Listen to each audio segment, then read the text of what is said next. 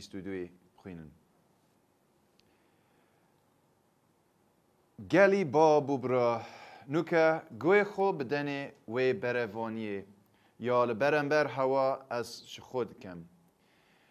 دمی وان بهیستی یه بوان به زمانی عبرانی دا آخوید او پتر بیدنگ بون. وی گوت از جهیمه لترسوسا کلیکیا جدایک بویمه. لی از جوی باجری یه مازن بویم و لبر دست گمالا ایلی لدیف دستوری باب کالین ما قایم یه پرورده بویم و وکو هوا همیان لعفرو بو خودی یه دلگرم بوم.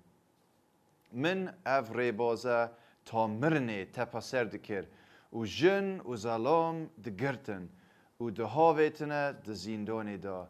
هر وکو سر و کاهن و همی جواتا ریسپیان دشین شاهدهی بو من بدن.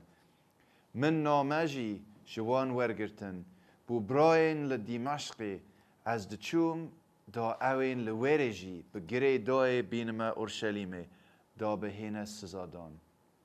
دمی از بریوه و نزیکی دیمشقی بویم. نزیکی نیورو جنشکه کی و روناهیه که گش ج اسمانی دورو برین من رون کرن.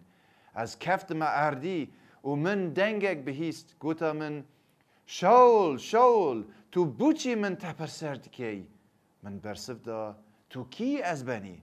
گوت از عیسی ناصری ما اوی تو تپرسرد کی؟ اوین لگل منجی او روناهی دید لیوان او دنگ نبهیست اوی لگل من دا آخفت من پسیار کر از چپ کم خودان خودانی برسوا من دا رابا هر دیمشقی اولویری همی اوا بوتا هاتیا دانان کو بکی دی بوتا هیتا گوتن